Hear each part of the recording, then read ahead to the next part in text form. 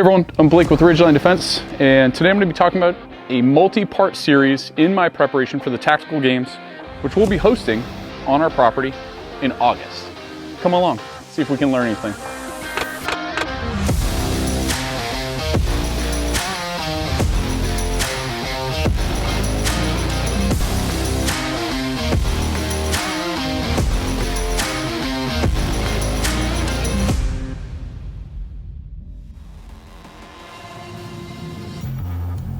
Hey everyone, welcome back. We're now on episode 4 of Set Up for Success, where we're getting prepped for the tactical games. You guys know me, I'm Blake, and I'm here today with my teammate, Jason Sear. Hello everybody. So quick recap. So all my kit I talked about before, but running the Spirit System LV119 with placard, Blue Force chalk belt, Safariland, STAC, R-Drop, the doodads that I've always been running.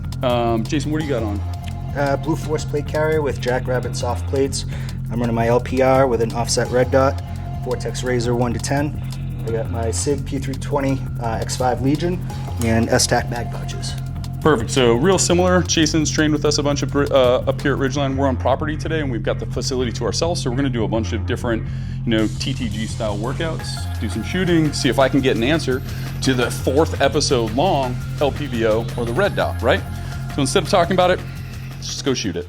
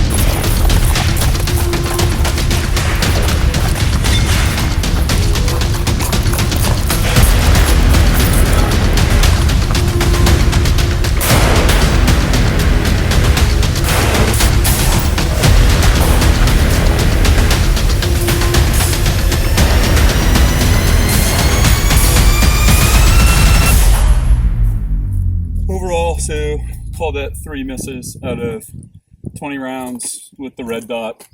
Good cadence. The red dot on the LPR feels great because the recoil impulse is so soft. Close enough targetry like this, you can get away with the red dot a lot, but it's because we have a nice high contrast box that we're able to aim at. If you had low contrast targetry, sometimes that they use in the tactical games, so magnification is probably going to be important, so you'll be able to ID that target that you're trying to engage.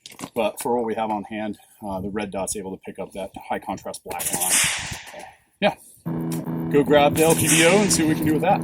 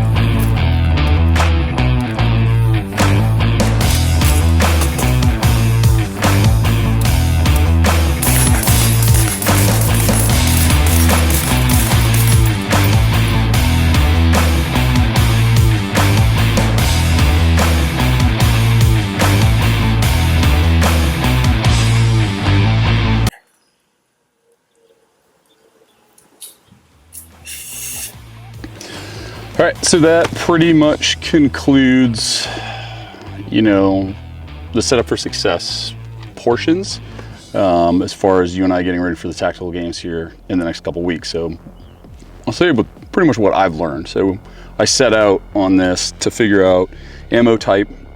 Obviously the LPR we're both running. Does a red dot make more sense to run or an LPVO? So, you know, it was halfway through today when we're actually doing that distance work where I noticed like the red dot is just not really a viable option, though I thought it was going to be different, you know, a couple weeks ago when we started talking about this whole idea. But not being able to see misses is huge. And, you know, just out to 330 yards, while I know I'm missing, I just can't see where it's hitting in the grass to make a correction. So it's a guess at best. And, you know, points matter, especially in a team event. Like, I don't want to let you down, and I don't want to let myself down. So I think where I'm at is, you know, I found 55 grain that works well. Stick with that. You're gonna run some match grade. 77 grain. Yep, some 77 grain. You're gonna stick with the 1 to 10 offset red dot. Yep. And what zero are you running on your red dot? 100. 100, 100, 100, 100 on both. Okay, smart, in my opinion. Smart way to do it. So I'm gonna run an LPVO 1 to 8 power. 8 power is plenty for me to get pretty much all the work done on this facility. The 1 power in this LPVO is really close to 1 power.